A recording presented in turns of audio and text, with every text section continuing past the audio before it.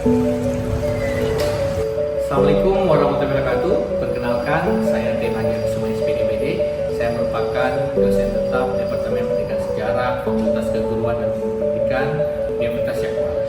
Saat ini saya sedang membuat sebuah video pembelajaran sebagai salah satu syarat sertifikasi dosen 2025 dengan mata kuliah Sejarah Indonesia Masa Kolonial dan Pergerakan Nasional.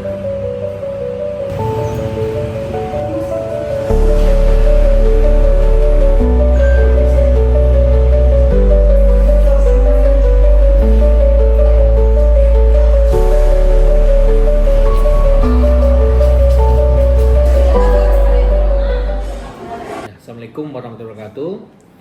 Berikut saya jelaskan terkait dengan mata kuliah yang saya ambil.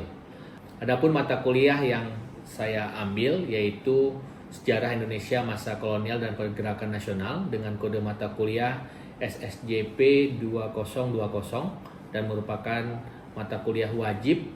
Bobot SKS-nya yaitu 3 SKS.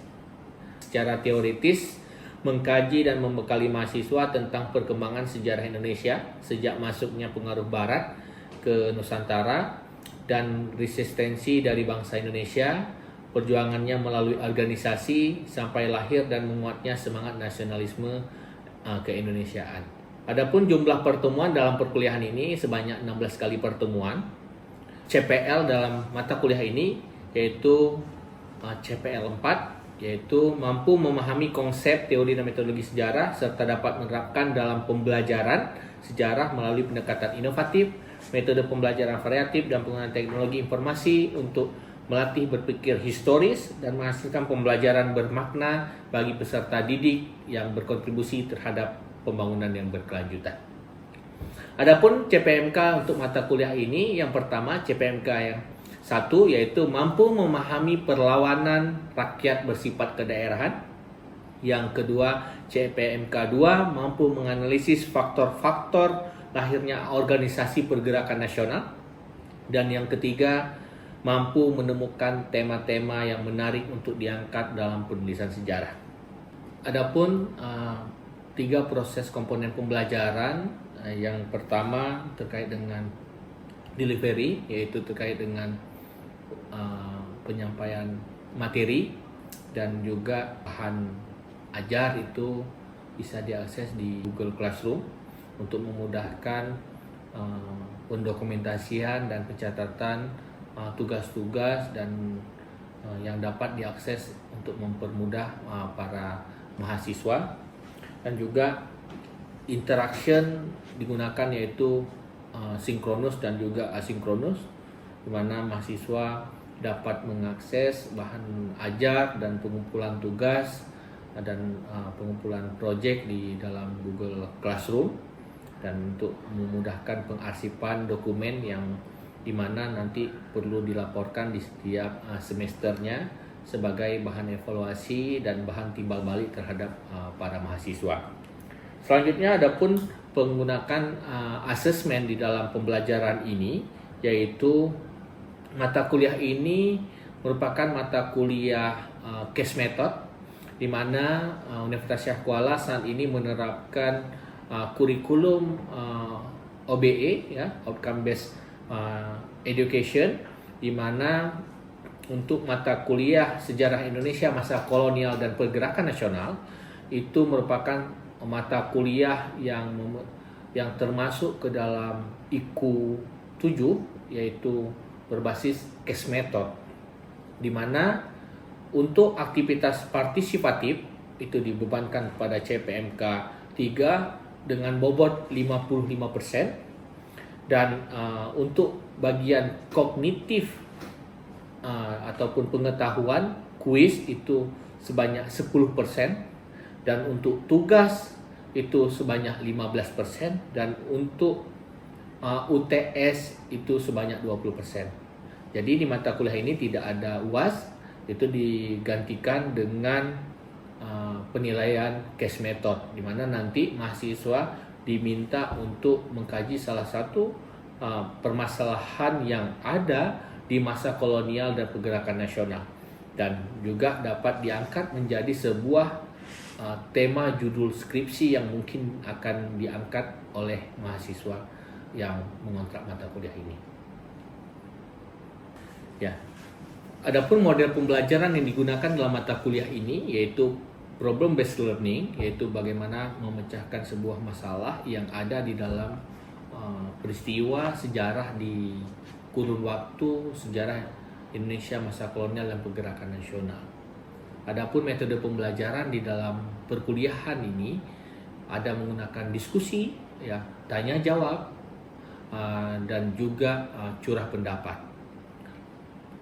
Selanjutnya ada beberapa referensi yang digunakan dalam mata kuliah ini, yaitu diantaranya Bu Sartono Kartodirjo, Sejarah Pergerakan Nasional, Sejarah Nasional Indonesia Jilid 5, karya Marwati Junaid dan Nugroho Nutostanto. Dan juga salah satu buku wajib, yaitu buku karya saya sendiri, yaitu buku Sejarah Indonesia Masa Pergerakan Nasional, yang ditulis oleh saya sendiri dan juga pengampu mata kuliah lain selaku koordinator mata kuliah, yaitu Bapak Muhardi Umar dan Bapak almarhum Zainal Abidin. Dan buku ini sudah bisa diakses oleh mahasiswa dengan gratis dan bisa digunakan sebagai salah satu referensi dalam mata kuliah ini. Dan ini sudah memiliki HKI, sudah dipatenkan. Oke. Ya, demikianlah deskripsi terkait dengan mata kuliah ini. Berikut saya lampirkan cuplikan video pembelajaran di salah satu pertemuan mata kuliah Sejarah Indonesia Masa Kolonial dan Pergerakan Nasional, pertemuan 9.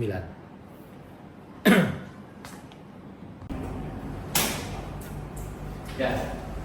Assalamualaikum warahmatullahi wabarakatuh. Apa kabar semuanya? Ya, hari ini kita berjumpa kembali, ya.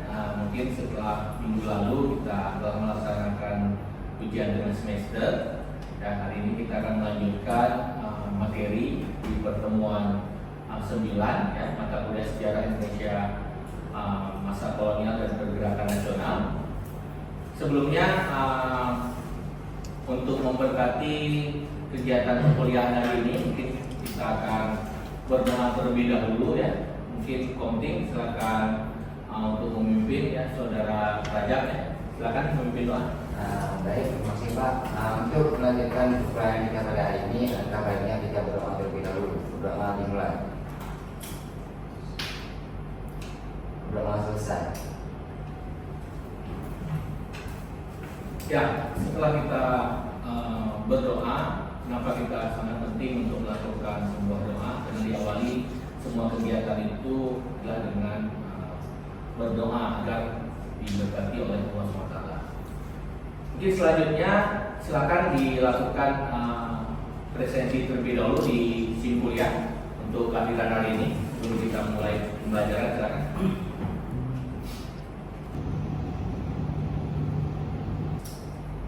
Wildan Galis ada? Resti Komjian, Ahmad Rajain, hadir Pak. Oke. Ada yang tidak hadir, ya, ini. Douglas tidak ada, ya. Kemana, ya? Oke, tidak ada kabar. Oke, sebelumnya itu tolong dilihat terlebih dahulu. Kelasnya dirapikan terlebih dahulu. Itu ada sampahnya, tolong dilihat kembali. Dan duduknya jangan ini, ya. Coba Resti maju. Diisi dulu tempatnya yang kosong, ya. Ini maju ke depan aja. Sini aja. 2 orang.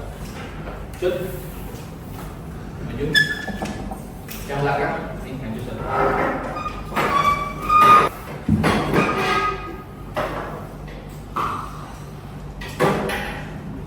Ya.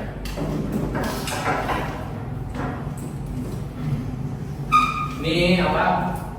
Terlihat mukanya masih sangat capek, ya, tegang, belum konsentrasi, ya, karena mungkin habis belajar statistik tadi ya, masih pusing. Apalagi ini kita akan mempelajari satu materi yang mungkin hari ini akan sangat menarik ya, karena kita akan membahas tentang sebuah materi yang menjadi kontroversi ya, menjadi perdebatan di kalangan para sejarawan. Hari ini Anda akan mencoba untuk menjadi seorang sejarawan untuk mengkaji terkait dengan Hari Kebangkitan Nasional. Tapi mungkin sebelum kita mulai pembelajaran hari ini, kita coba ice breaking sedikit ya. Nah, ini ice breaking 1+1. Sudah ada yang pernah tahu? Tidak tahu. Mungkin coba kita berdiri bersama.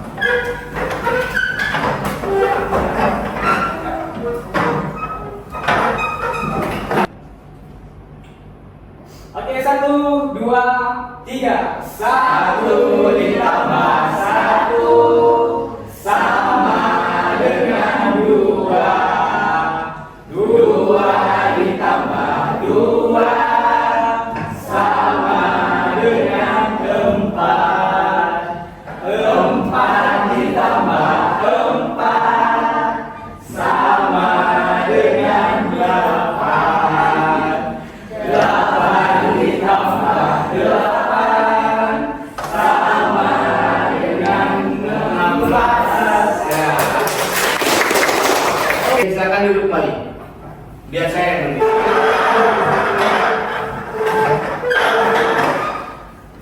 Hari ini ya, kita akan mempelajari sebuah tema ya terkait dengan Hari Kebangkitan Nasional. Tapi sebelumnya saya ingin bertanya terlebih dahulu, ataupun mungkin saudara-saudara ada yang ingin bertanya terkait dengan materi di minggu sebelumnya. Mungkin Kak, saya persilakan. Mungkin ada yang ingin bertanya, silakan. Mungkin saya ingin bertanya, Pak. Ya. Ini kan tadi saya lihat materinya mengenai masa pergerakan nasional, Ya. Pak. Apa yang membedakan masa pergerakan nasional dengan masa sebelumnya, Pak? Masa kolonialisme. Ya, seperti kita ketahui bahwa masa kolonialisme itu adalah masa di mana para penjajah Barat melakukan eksploitasi terhadap bangsa Indonesia. Dan perlawanan-perlawanan yang dilakukan oleh bangsa Indonesia itu dengan menggunakan senjata. Jadi seperti kita ketahui banyak terjadinya perang-perang, ya, perang Patimura, ya, ada di Ponorogo dan lain sebagainya. Jadi perjuangannya itu masih bersifat kedaerahan dan melakukan dengan senjata-senjata. Jadi tidak menggunakan jalur diplomasi melalui organisasi. Perbedaan yang paling mencolok yaitu ketika masa pergerakan nasional, ya, ini sudah tidak lagi berjuang dengan mengangkat senjata, tapi bagaimana membentuk suatu organisasi yang tidak mengangkat senjata lagi. Oleh karena itu, nanti akan tema hari ini juga yang akan mencoba untuk mengupas terkait dengan bagaimana organisasi-organisasi ini terbentuk. Ya, jadi nanti akan muncul Budi Utomo, akan muncul Partai Nasional Indonesia, partainya Bung Karno, munculnya Indonesia Party, ya, munculnya Syarikat Islam, ya, munculnya Partindo, bahkan organisasi yang nantinya dilarang di Indonesia, PKI, juga muncul di masa itu. Oke.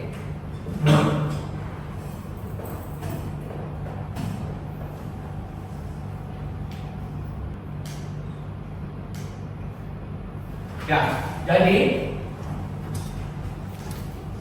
di dalam sejarah menyebutkan bahwa Budi Utomo merupakan sebagai tonggak bersejarah terhadap dijadikannya Hari Kebangkitan Nasional, yaitu tanggal 20 Mei 1908. Dijadikan setiap tahunnya itu diperingati sebagai hari lahirnya Kebangkitan Nasional. Tapi di kalangan sejarawan dan para penikmat sejarah, hal ini sering diperdebatkan.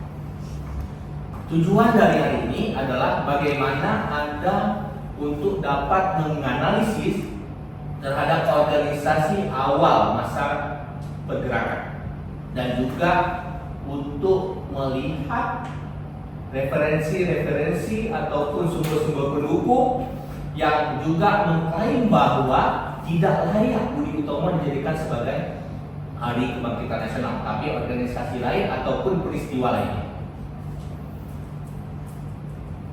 Adapun langkahnya hari ini, kita akan pertama nanti kita akan melakukan curah pendapat terhadap Hari Kebangkitan Nasional. Saya akan membagikan Anda ke dalam 4 kelompok, ya. Tapi sebelumnya kita akan coba Anda masuk terlebih dahulu ke dalam Google Classroom ini dengan kode ini. Silakan. Anda nanti akan saya bagikan ke dalam 4 kelompok, ya, 4 kelompok.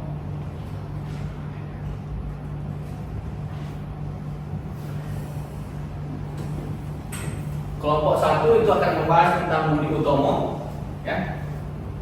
Yang kedua itu adalah Leadership Party, yang ketiga itu Sumpah Pemuda, dan keempat itu adalah Syarikat Islam.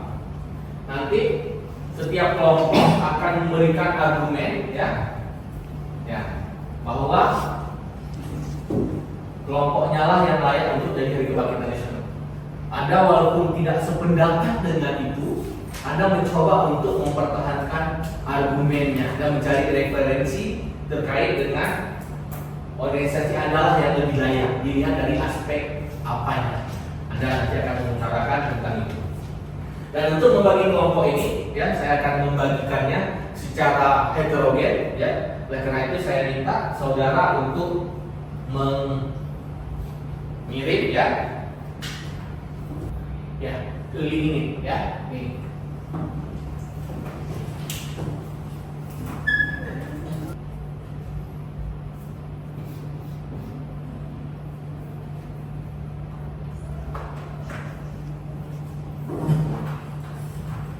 Bisa kan? Bisa. Nah, diisi di situ. Nanti agar saya dapat membagi kelompok Anda secara heterogen. Jadi ini kelompok 1, ya. Ini sudah ada kelompoknya, ya. Jadi yang pertama itu kelompok Ahmad Rojai, ya. Yang kedua itu kelompok Resti, ya. Yang ketiga itu kelompoknya Rina. Keempat itu Najwa Lamkaruna, ya. Silakan mungkin bergabung ke kelompoknya masing-masing terlebih dahulu.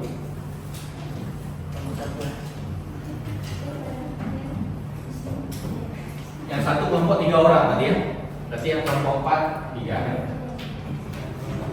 Nah, dibuat menjadi 4, ya, berhadapan.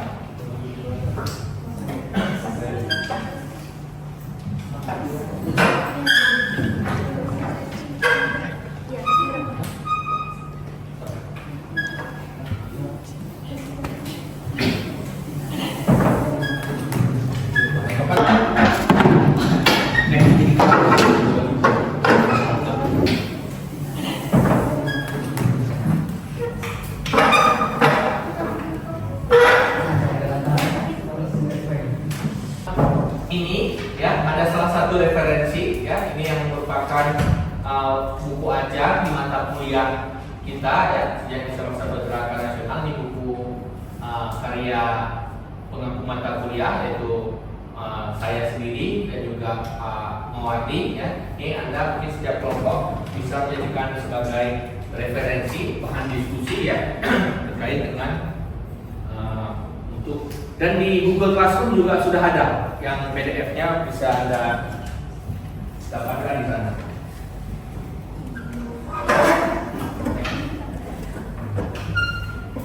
Nah, selain itu juga ini ada referensi lainnya, ya. Ini buku wajib, ya, yang dimiliki, ya. Anda bisa menggunakan untuk bahan diskusi.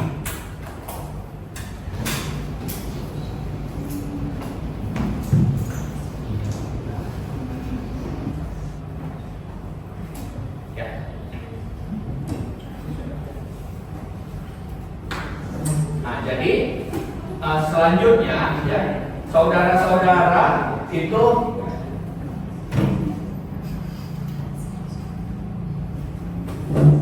akan melakukan ya diskusi terkait dengan materinya masing-masing ya. Nanti tugasnya akan menuliskan ke dalam kertas plano ini ya, ke dalam kertas plano ini. Nanti waktunya itu sekitar 60 menit ya. Anda menggunakan referensi, berdiskusi dengan temannya, dan Anda harus dapat mempertahankan argumen dan memiliki dokumen-dokumen pendukung bahwa organisasi kamilah yang layak untuk dijadikan sebagai referensi sebagai Hari Kebangkitan Nasional. Ya, oke.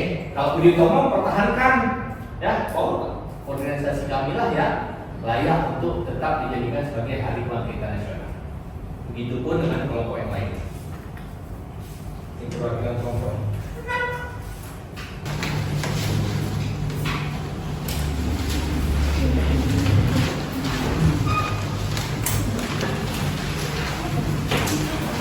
Ya.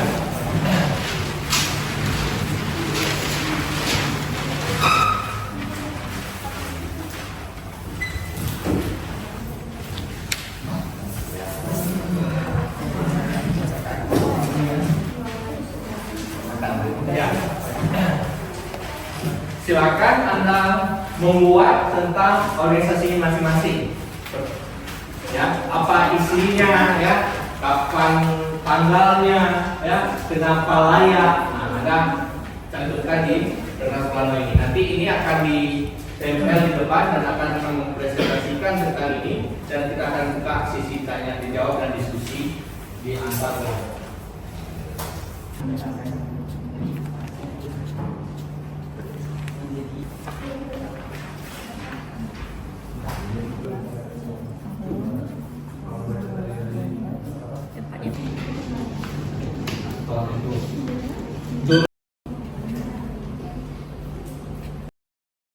Oke, untuk semua kelompok apa sudah selesai?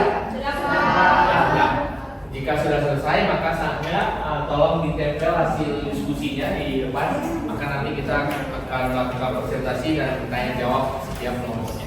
Silakan ditempel.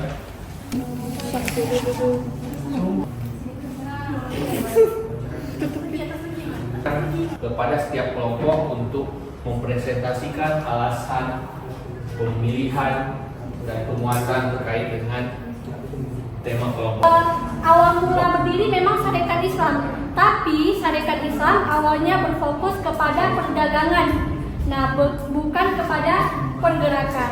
Yaitu ada poin-poinnya. Yang pertama, organisasi modern pertama didirikan.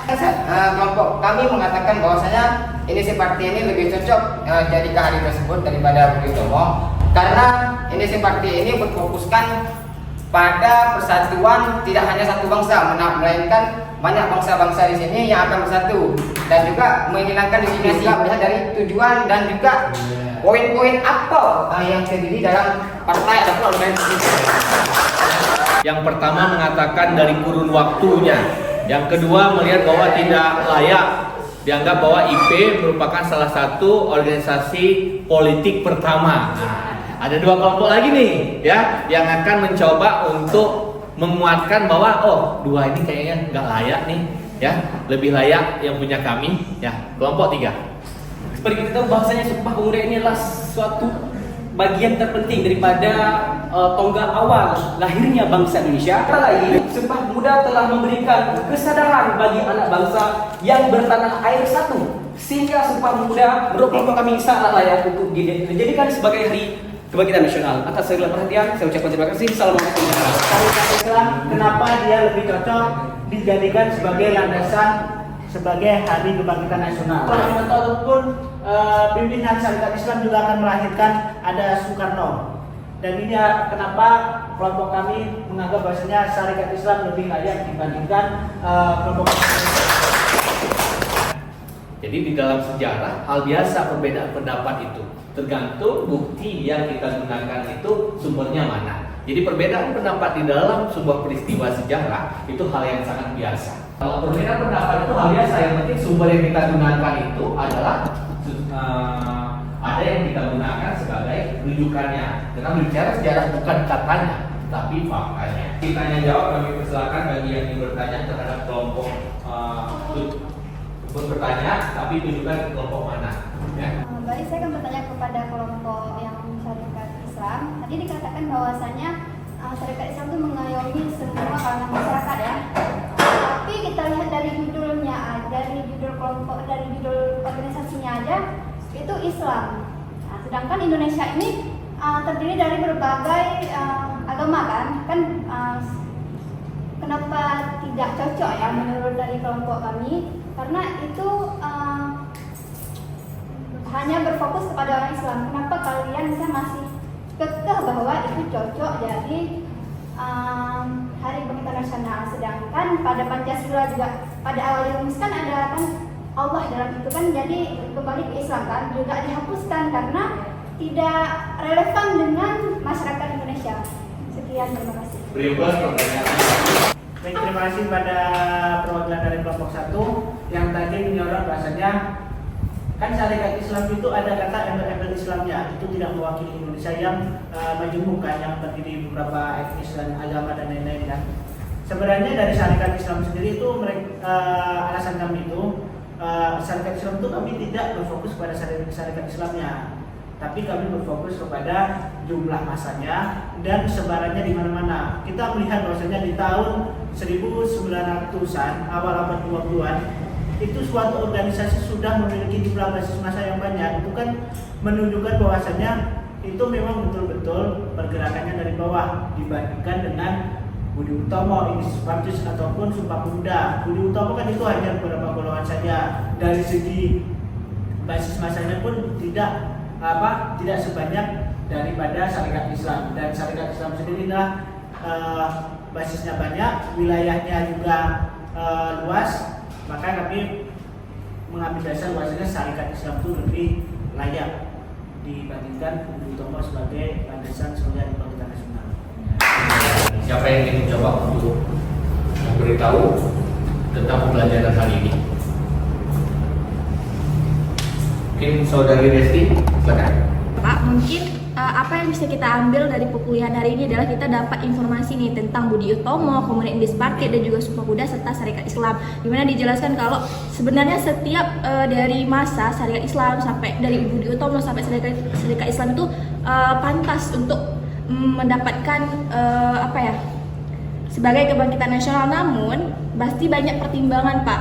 Kenapa kebangkitan nasional itu ditetapkan akhirnya Budi Utomo, itu pasti karena suara dan juga lebih penting gitu Pak daripada Indis Partis, Sumpah Pemuda ataupun Syarikat Islam. Mungkin itu saja sih Pak. Oke, Bu ini. Masa pergerakan nasional ini adalah suatu masa menjadi tonggak penting dalam perjuangan bangsa ini. Oleh karena itu, ketika kita mempelajari tentang ini, kita akan memaknai dan untuk mensyukuri dan juga berterima kasih kepada para pendahulu kita. Begitupun nanti realita ketika Anda menjadi guru di sekolah, banyak perbedaan pendapat yang mungkin akan diajukan oleh peserta didik Anda. Nah, jadi hal biasa, yang penting kita ada seperti tadi, memang faktanya 2,5 juta, banyak penduduknya. Ini 908 sudah terpikirkan. Sumpah Pemuda sudah terkumpul para pemuda-pemuda, IP organisasi politik yang pertama, semua ada datanya, ada faktanya. Tergantung sudut pandang mana kita dalam memahami tentang suatu peristiwa ini. Ya, sekali lagi beri aplaus untuk kita semua. Mungkin selanjutnya nanti Anda akan membuat tugas ya yang ada di Google Classroom, karena pembelajaran kita ini bersifat sinkronus dan asinkronus. Nanti Anda upload di Google Classroom ini ya. Ini ada tugas yang akan kita lihat bersama di minggu yang akan datang. Mungkin untuk pembelajaran hari ini saya cukupkan sekian. Akhir kata saya ucapkan wabillahi taufiq wal hidayah. Assalamualaikum warahmatullahi wabarakatuh.